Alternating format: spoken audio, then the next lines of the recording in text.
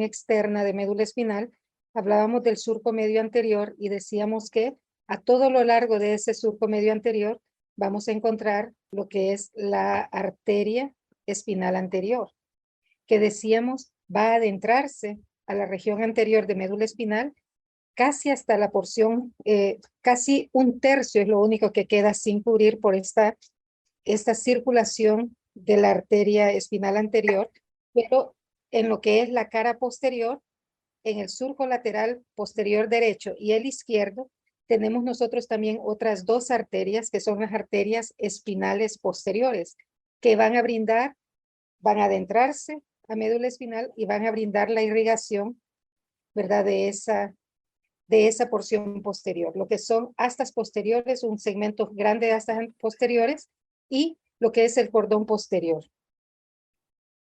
Además de eso, de adentrarse a lo que es la configuración interna de médula espinal y hacer una anastomosis para brindar irrigación de toda la médula espinal internamente, también externamente vamos a tener una anastomosis externa, como que hace un circuito alrededor de la médula espinal y va a ir brindando también irrigación a nivel externo, ¿verdad? Eso más o menos habíamos platicado y decíamos que la irrigación de médula espinal es menos efectiva que la del cerebro, porque va a depender de una cantidad grande de vasos sanguíneos de pequeño calibre. Todo vaso que esté circundante a lo que es médula espinal, va a ser manejado por pequeñas arterias que se adentran hacia la médula espinal y brindan la irrigación. Pero en general decíamos, lo que es la irrigación suplementaria proviene de arterias radiculares o arterias espinales que se van a adentrar a la médula espinal, ¿verdad? La más importante de todas estas arterias radiculares va a ser esta arteria de Adam-Kiewicz. La localización la vamos a ver, ¿verdad? Enseguida. Entonces decíamos que hay muchas variaciones anatómicas de la forma en que está siendo irrigada la médula espinal de Jorge, la de Adán es diferente. ¿Por qué? Porque se va a ir dando dependiendo de los vasos sanguíneos que estén circundando a la médula espinal y no van a tener un orden, ¿verdad? Específico, sino que van a ir haciendo anastomosis y formando una irrigación bastante fuerte para médula espinal, ¿verdad? Pero es muy variable su anatomía. ¿Cómo vamos a saber cuál es la irrigación de una médula espinal? Cuando entramos al cadáver y disecamos. Y podemos ver entonces de qué vasos sanguíneos se van originando estas arterias radiculares o arterias espinales. Ahora, ¿quién garantiza lo que es la irrigación de médula espinal? Las tres arterias que hemos mencionado.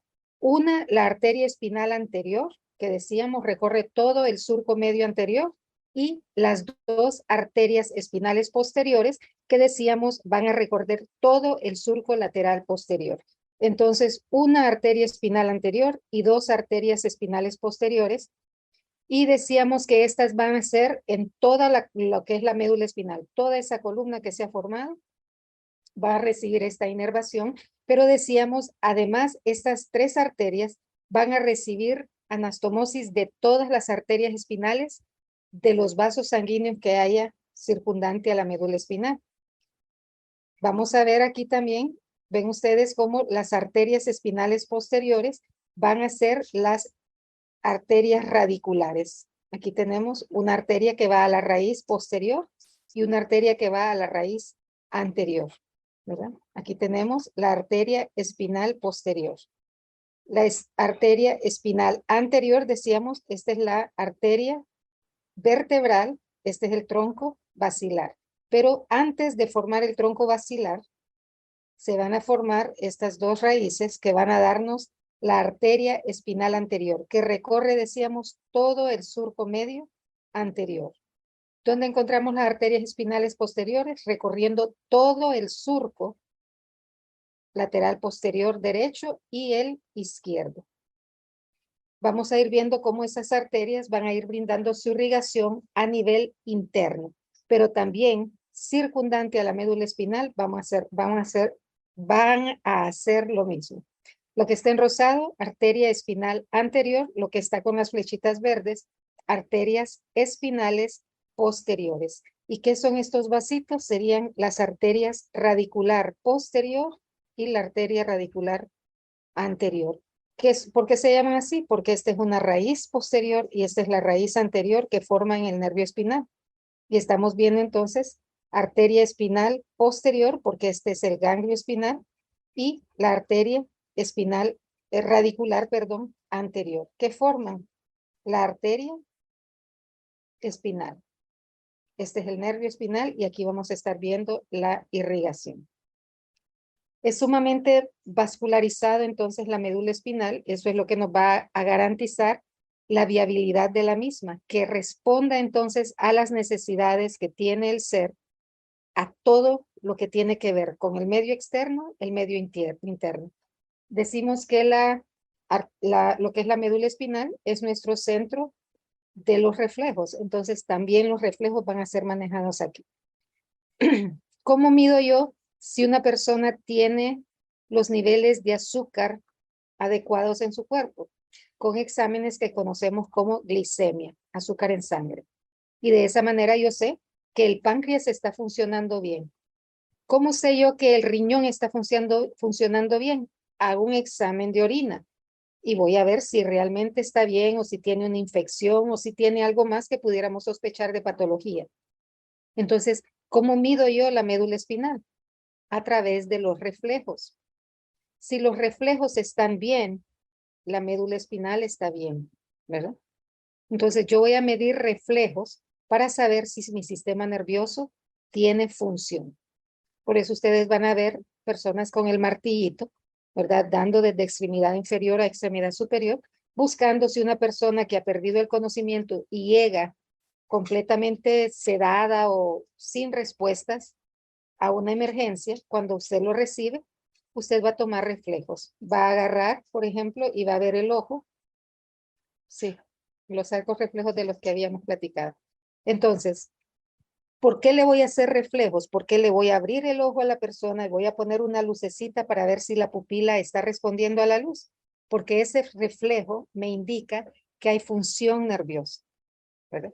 Que está funcionando mi sistema nervioso. Porque yo voy a poner un mentón aquí con un martillo, le voy a dar a mi dedo y voy a ver si cae el mentón, porque hay un reflejo mentoniano.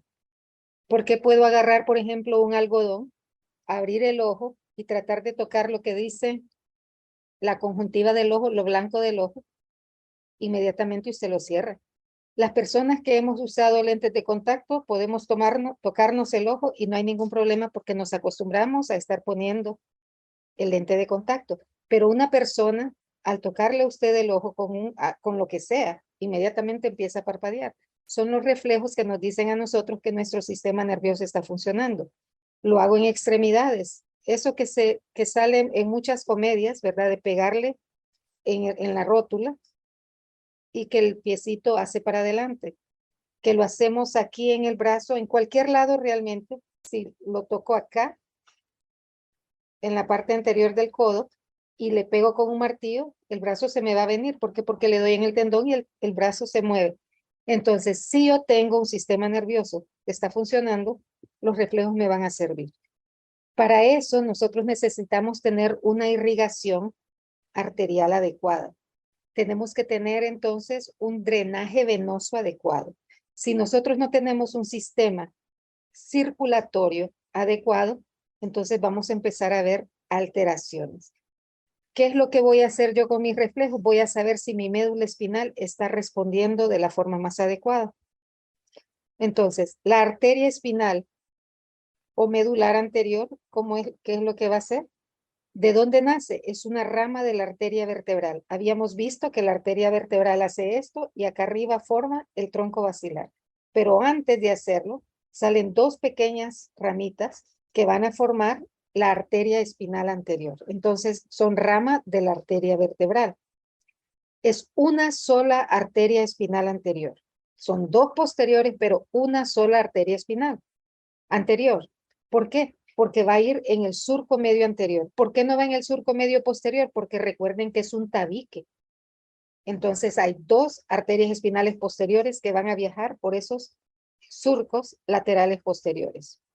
Irriga los 2/3 anteriores de la médula y irriga toda la sustancia gris y la mayor parte de la sustancia blanca, todos los cordones anterior y lateral.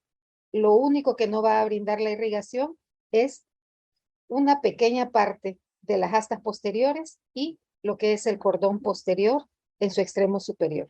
Entonces, esta es la imagen de la irrigación, lo que está en anaranjado, rosa viejo, no sé, ya con tanto color, no sé, pero todo lo que tengo acá hacia abajo está irrigado por la arteria espinal anterior. Quiere decir que se adentra al interior de la médula espinal y va haciendo anastomosis.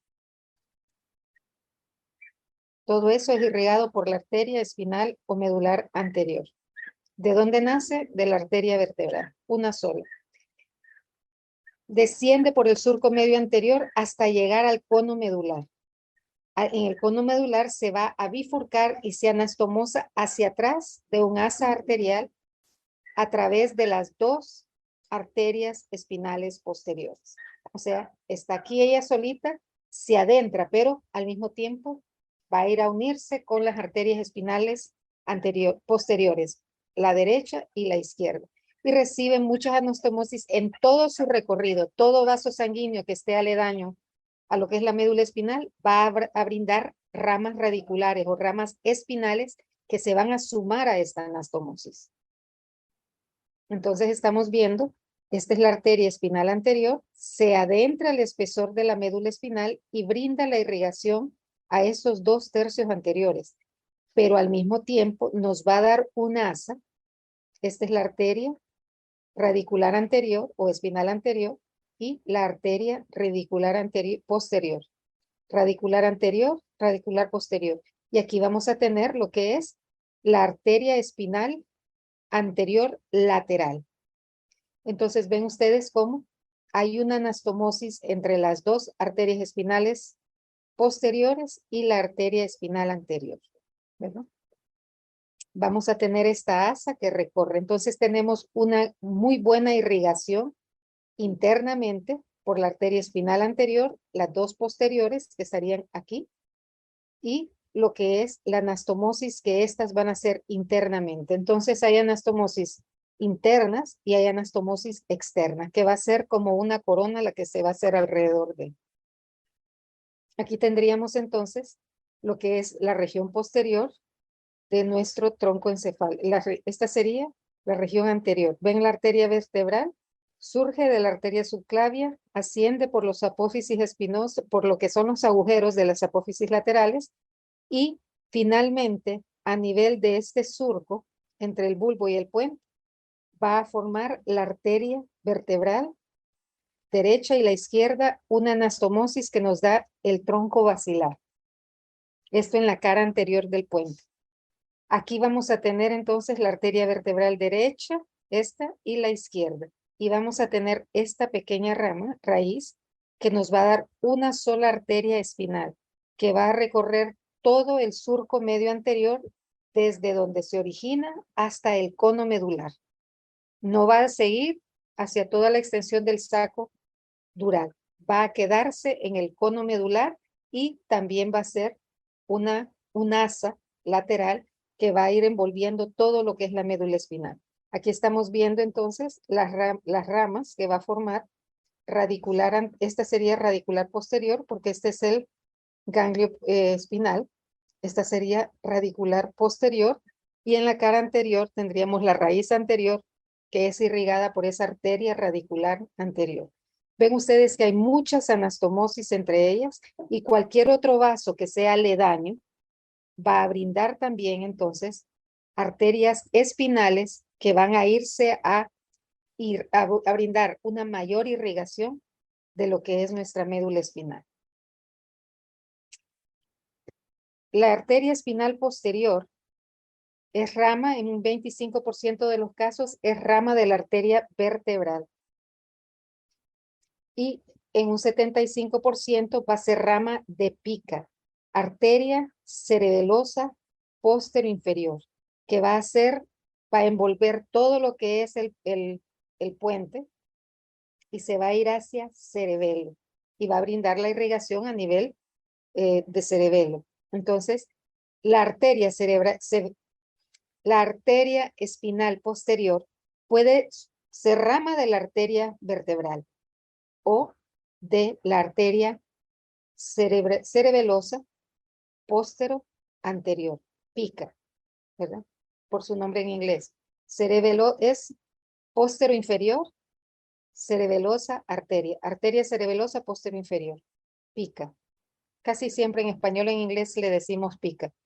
Puede nacer entonces la arteria espinal posterior de la arteria vertebral o de pica, pero la arteria espinal anterior nos va a dar la cara anterior, surco medio anterior, recorre toda la longitud la arteria espinal anterior. La posterior surge en un 75%, o sea, 3 de cada 4 personas, la arteria espinal posterior nace de la arteria pica, arteria cerebelosa póstero inferior. Es bilateral. Tenemos una que va a viajar por todo el surco lateral anterior, lateral posterior y otra por el surco lateral posterior contralateral. ¿Verdad? Son 2. Irriga el tercio posterior de médula espinal. Irriga también la sustancia gris del asta posterior y la mayor parte de lo que es los cordones posteriores. Sería entonces solo este segmento. Y aquí hay un error.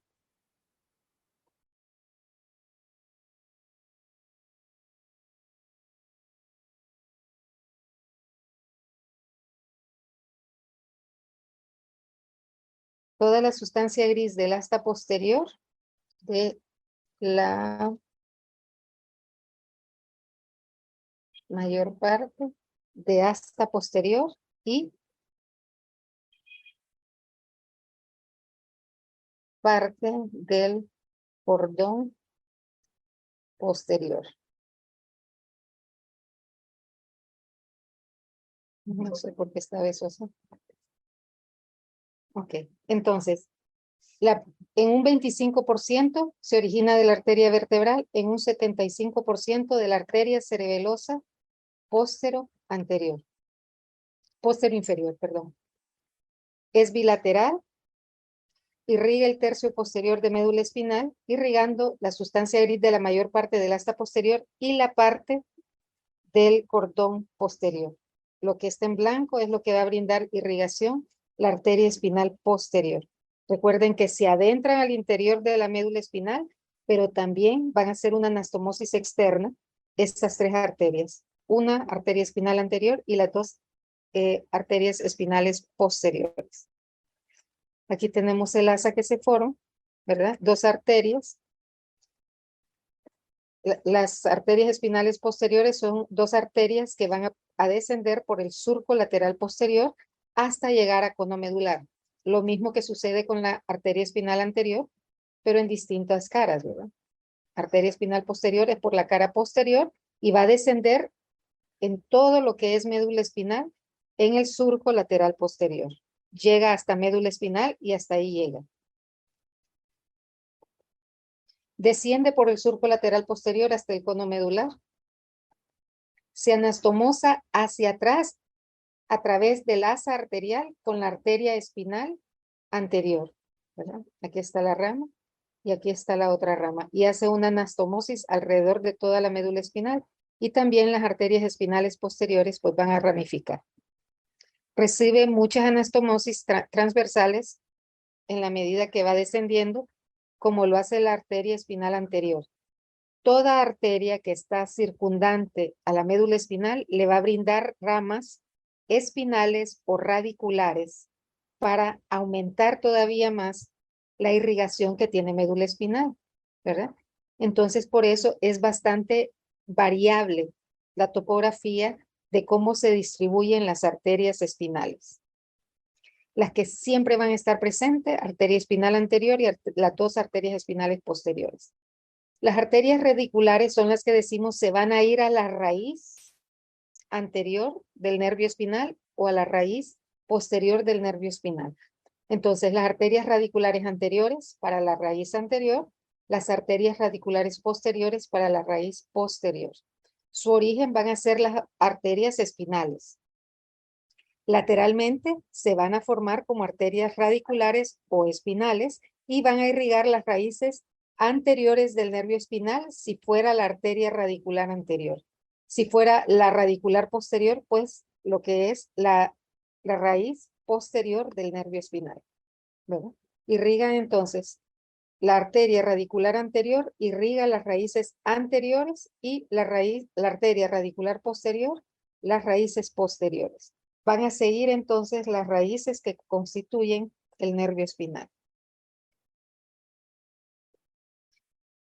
Tenemos entonces que todas estas arterias son las que van a dar ramos espinales o radiculares para brindar un mayor soporte de irrigación para la médula espinal, para garantizar que la médula espinal permanezca con una irrigación, que esté recibiendo el oxígeno, que haya intercambio de sustancias, que elimine lo que tiene que eliminar y que se nutra, pues.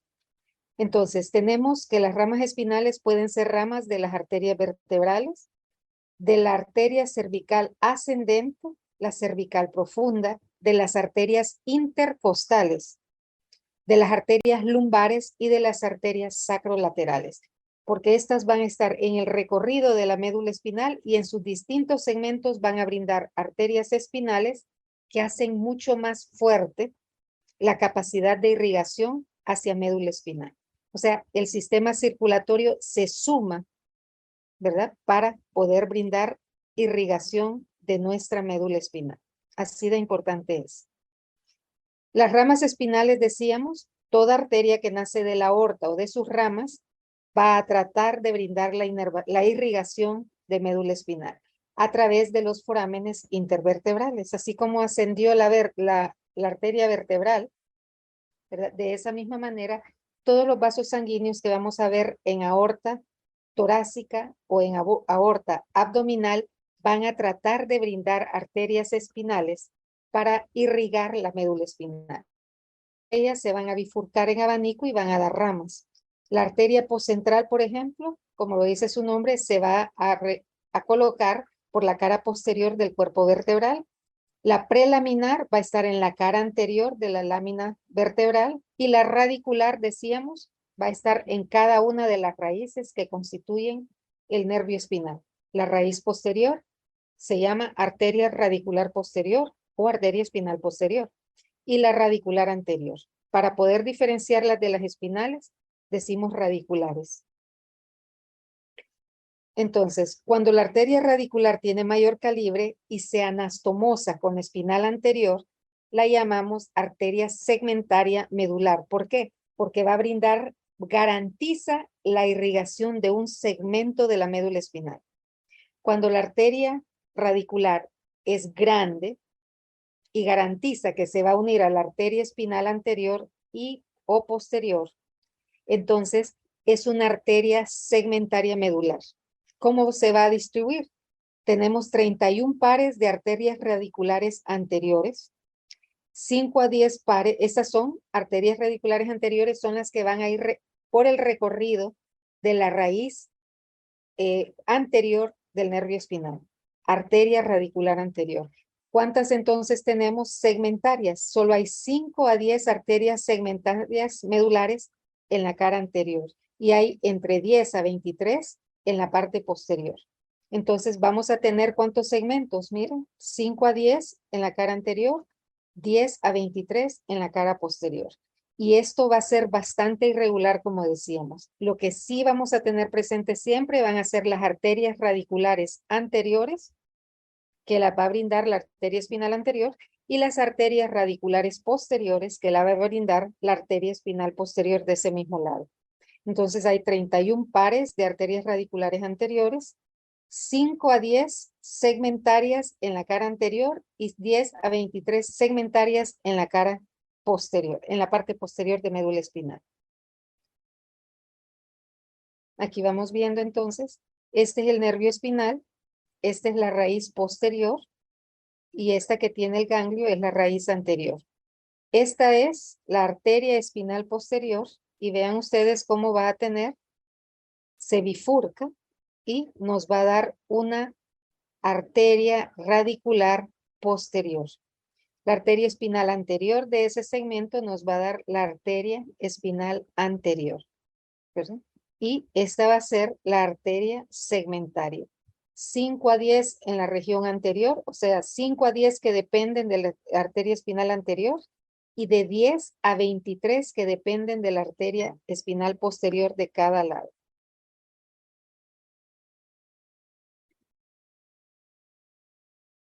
Ahí están señaladas. Nuevamente, aquí tendríamos la arteria espinal anterior. ¿Cómo sé? Solo hay una y está en el surco. ¿Y esto qué sería? Esta sería la arteria radicular anterior, porque esta es la raíz anterior, o se llama arteria espinal lateral. ¿Por qué? Porque esta es la arteria espinal anterior. Arteria radicular anterior y esta sería la arteria radicular posterior que desprende de la arteria espinal posterior. Si ustedes se fijan, hay distintos nombres que nos dan los autores, pero este es espinal anterior. Esta está en el surco lateral posterior, en la arteria espinal posterior y arteria espinal posterior. Vean ustedes cómo la arteria espinal anterior se penetra al interior de la médula espinal y lo mismo hace las raíces posteriores, las arterias espinales posteriores, pero se expanden mucho menos, ¿verdad? Es de mayor calibre la arteria espinal anterior. Circundantemente va a anastomosarse con lo que es la arteria espinal posterior y la arteria espinal anterior. Y entre ellas también vamos a tener una anastomosis.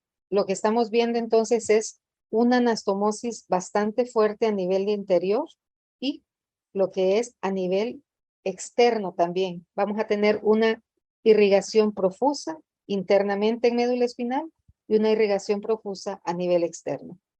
Y recordemos, estas son las que están permanentes. Siempre la vamos a encontrar. Aquí está la radicular anterior y la radicular posterior. Esta sería lo que es la arteria segmentaria. Todas las arterias que encontramos a ese nivel van a tratar de brindarnos la irrigación, ¿verdad? La arteria segmentaria medular más grande que existe es la que habíamos mencionado, la gran arteria de Adam-Kiewicz, es esta. Es la arteria más grande, es la que nos va a, la de mayor calibre de todas las arterias radiculares que tenemos, la arteria de Adam-Kiewicz, ¿verdad? Tendríamos que, aquí tenemos médula espinal y aquí tenemos las grandes ramas que van a ir a brindar esta irrigación. Estas son ramas, esta sería el callado de la aorta torácica y terminamos con la aorta, perdón, esta sería la aorta torácica y aquí la aorta abdominal. Y la rama de mayor calibre que vamos a encontrar de las arterias segmentarias es la gran arteria de Adam-Kiewicz. Es la de mayor calibre. Solamente encontramos una y generalmente la vamos a encontrar del lado izquierdo, ¿verdad? Se origina de las arterias lumbares o intercostales. El 85% de la arteria de Adam-Kiewicz está localizado entre T7 y L2. Entre T7 y L2. Es la arteria segmentaria medular de mayor volumen. La arteria de Adam-Kiewicz. Ese es el nombre de la persona que la describió, pero también la podemos llamar arteria segmentaria mayor o arteria segmentaria magna, ¿verdad?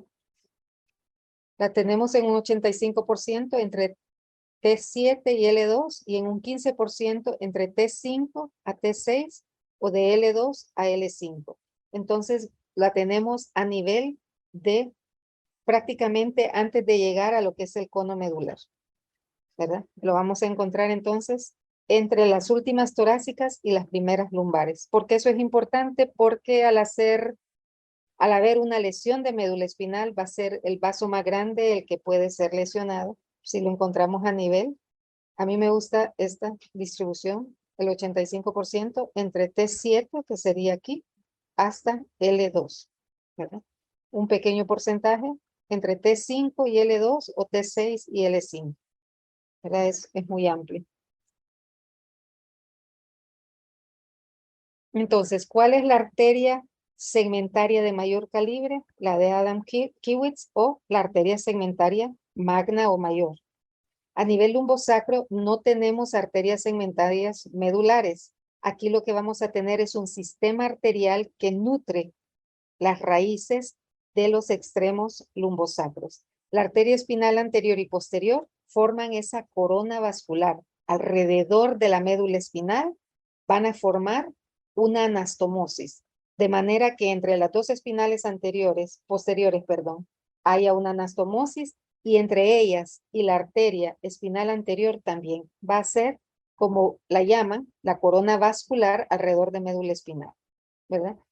¿Cómo se llamaría el vaso que se forma con esta anastomosis de las arterias espinales anterior y las dos posteriores? Se llama arteria vaso de vascular coronal. ¿Qué es lo que va a hacer? Envuelve todo alrededor de la médula espinal y se va a distribuir en la porción inicial de los nervios espinales. Esto a nivel lumbosacro. O sea que va a brindar la irrigación de lo que es la cola de caballo, ¿verdad? A nivel lumbosacro. Y va a ir a brindar irrigación entonces circundante a la médula espinal. Alrededor de la médula espinal vamos a ver cómo va a ir formando una irrigación desde lo último lumbar, L5, hasta lo que es sacro, ¿verdad? O sea que va a brindar una vascularización a la cola de caballo. Y aquí la tenemos la vasocorona, ¿verdad? La arteria. Aquí tenemos el surco lateral posterior y aquí tenemos la arteria espinal posterior. Arteria espinal posterior, la derecha y la izquierda. Y ven ustedes cómo solo va a brindar la irrigación de este pequeño segmento del astante posterior y de la porción superior de lo que es el cordón posterior. Aquí tenemos la arteria espinal anterior, que vean ustedes es de mayor calibre porque tiene más espacio de desarrollo en el surco medio anterior. Y va a haber una anastomosis de arteria espinal anterior a la arteria lateral posterior izquierda, de la arteria espinal anterior izquierda a la derecha y de la arteria espinal posterior derecha hacia la arteria espinal anterior. O sea, va a ser una corona alrededor de lo que es la médula espinal. La va a rodear totalmente y se llama pasa corona. No sé si tengan preguntas o algo que agregar. Ok. Entonces, las arterias segmentarias medulares son mucho más profusas, tenemos mayor cantidad a nivel cervical y a nivel lumbosacro. ¿Esto por qué? Debido a las intumescencias. Las intumescencias, decíamos, son de mayor calibre, el diámetro de la médula espinal es mayor, precisamente porque hay más cantidad de sustancia gris. ¿Por qué? Porque se va a encargar de la irrigación de lo que es extremidad superior y la inervación, perdón, de lo que es extremidad superior y extremidad inferior. Entonces requiere de más cantidad de vasos sanguíneos brindando su irrigación. ¿Por qué? Simplemente porque es de mayor calibre, ¿verdad? Es más grande, necesita más vasos sanguíneos. Entonces, encontramos más cantidad de arterias segmentarias medulares a nivel cervical y a nivel lumbosacro. Esto debido a que a nivel cervical tenemos la intumescencia cervical y a nivel lumbar o lumbosacro tenemos la intumescencia lumbosacra. Entonces, hay más demanda de irrigación. A mayor sustancia gris, mayor demanda metabólica, mayor demanda de oxígeno y de nutrientes. Además, es mucho más numerosa en la parte posterior que en la región anterior, ¿verdad? Entonces, ¿dónde están en mayor volumen las arterias segmentarias medulares? A nivel de la intumescencia cervical y a nivel de la intumescencia lumbosacra. Y tenemos que, esto es debido porque hay mayor demanda, hay más material, hay más sustancia gris, mayor demanda de oxígeno, mayor demanda de nutrientes, ¿verdad? Además, son mucho más numerosas la irrigación a nivel posterior. Recuerden que por el nivel posterior asciende. Entonces, Incluso si podemos decir que navega en contra de la corriente, ¿no? Va en contra de la gravedad. Entonces, hay mucho más irrigación a nivel dorsal que a nivel ventral, en médula espinal. No sé si tengan preguntas para que pasemos al drenaje venoso. ¿Okay? Tenemos entonces la vena espinal anterior y vena espinal posterior. Este es un esquema. Esto va a formar las venas radiculares. La vena espinal anterior drena a la vena radicular anterior. La vena espinal posterior drena a la vena radicular posterior. ¿Verdad? Y esta pasa a un plexo vertebral interno que está en el espacio epidural. Son aquellos vasos que vimos, 6 paquetes venosos, 6 plexos venosos que están en el espacio epidural. Teníamos grasa y teníamos 6 vasos de drenaje venoso. ¿Dónde está? En el espacio epidural. Vamos a tener aquí un plexo anterior y tendríamos un plexo posterior. Por otro lado, entonces tendríamos el plexo anterior y el plexo posterior que forman nuestro plexo vertebral externo. ¿Dónde está esto? En el espacio epidural. Y entre ellos, este plexo vertebral interno se une con el plexo vertebral externo a través de las venas intervertebrales. ¿Qué es lo que van a hacer? Van a transportar el drenaje venoso desde la columna vertebral, hasta la cavidad torácica, hasta mediastino posterior, a través de lo que es el sistema venoso ácigos. Entonces tengo que la vena espinal anterior drena a la vena radicular anterior, la vena espinal posterior a las venas radiculares posteriores. Y estas van a formar un plexo vertebral interno que tiene un plexo anterior y un plexo posterior. El plexo vertebral externo, o sea, el que drena, así como tenemos una irrigación interna, tenemos también un drenaje externo. Entonces, así como tengo el vaso corona externamente en médula espinal, aquí voy a tener el plexo vertebral externo y va a tener también un plexo anterior y un plexo posterior. ¿Cómo se une este drenaje? A través de las venas intervertebrales que se van a dirigir ¿dónde? Se van a dirigir a la cavidad torácica a través de la vena ácigos, del sistema venoso ácigos. ¿Y qué va a hacer ahí? Va a drenar a lo que es el sistema venoso, va a ir a drenar hasta llegar a la, ¿cómo se llama? La aurícula derecha. Sí, a la aurícula derecha. Entonces, el drenaje venoso se va a dar a través de un plexo venoso que lleva el drenaje hasta lo que es el mediastino posterior a través del sistema ácidos. Tengo entonces venas que llevan de las venas espinales, viaja hacia las venas radiculares. Y de las venas radiculares se forma un plexo venoso, interno y externo. Entonces, los dos plexos, el venoso interno y el venoso externo, a través de las venas intervertebrales, va a viajar hacia el mediastino posterior y va a drenar al sistema venoso ácidos. ¿Qué otras venas van a drenar a ese sistema? Las venas lumbares, las cervicales profundas y las vertebrales. Este es el drenaje final entonces hacia el sistema venoso ácidos. ¿Okay?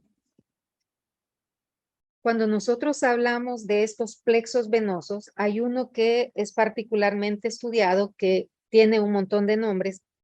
Se llama el plexo de Batson, porque fue la persona que lo descubrió. Oscar Vivian Batson lo descubrió en 1940. Este anatomista escribió sobre este plexo venoso y se le llamó el plexo de Batson. También es un sistema venoso, ¿verdad? Entonces se llama sistema de Batson. Plexo venoso o plexo venoso epidural. ¿Por qué epidural? Porque está en el espacio epidural precisamente. Este es un sistema venoso que resulta importante porque no tiene válvulas. Es un sistema de venas que carece totalmente de válvulas. ¿Y qué es lo que va a hacer? Va a conectar los plexos venosos, va a conectar las venas profundas a nivel de pelvis, a nivel de tórax. Incluso dice toda la sangre que drena de la vejiga urinaria, de los senos, de la próstata. ¿Y hacia dónde la va a llevar? Al plexo venoso interno. Y de aquí va a pasar a lo que son las venas intervertebrales y del cráneo. Entonces, ¿qué es lo que sucede con esto? No tiene válvulas. Es una vena que no tiene válvulas. Entonces, eso es como tener una manguera y le hago un nudo aquí arriba. ¿Qué sucede con el agua? Se regresa para atrás, ¿verdad? O la golpeo muy fuerte y sale el poco de agua por enfrente. Entonces, este es parte de un sistema venoso cefalorraquídeo, pero debido a su localización, imagínense cómo conecta mediastino, tórax, todo lo que drena hasta los riñones, hasta el cráneo, tiene una localización precisa y tiene falta de válvulas. Entonces, se cree ahora, y se habla mucho, de que es este el plexo que dirige las células cancerosas hacia distintos espacios y espacios más lejanos.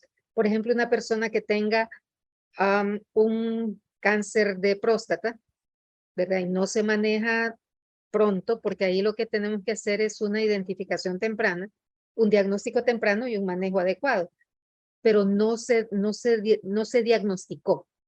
Entonces, a través de estos plexos de Batson, de repente nosotros tenemos una metástasis a nivel de cráneo, a nivel de tórax. Entonces usted dice, bueno, el cáncer que tenía era de próstata y ahora lo tiene en el pulmón. ¿Cómo es eso? Y es debido precisamente a que este plexo de Batson carece totalmente de válvulas. Entonces el flujo de sangre puede ser, puede pasar por otras rutas. Por esta ruta puede pasar y hacer metástasis desde columna vertebral hacia lo que es el cerebro, hacia lo que es el pulmón, ¿verdad? Y esto explicaría el por qué tenemos esas metástasis, o sea, esa que usa cáncer, una célula cancerígena, la tenemos en un órgano y de repente la tenemos en un órgano mucho más lejos. Como les digo, desde vejiga puede ser desde próstata o de ovario y de repente la metástasis es en pulmón o en sistema en cerebro, ¿verdad? Es precisamente porque estas venas no tienen válvulas. Entonces prácticamente con cualquier presión que se le haga a nivel torácico, a nivel abdominal, una tos muy fuerte puede hacer que la célula regrese desde próstata, pase hacia lo que es la vértebra, pase hacia lo que es pulmón, pase hacia lo que es cerebro. Entonces, esa es una de las importancias clínicas de este plexo de Batson, ¿verdad? Que, como les mencionaba, es parte de los plexos venosos internos y externos que son manejados a través de los plexos intervertebrales, pasan al mediastino posterior y del mediastino posterior llegan al sistema ácigos. Ven ustedes, un aumento ocasional de la presión torácica y o abdominal, como una tos, por ejemplo, es suficiente para que se invierta el recorrido de estos vasos sanguíneos, ¿verdad?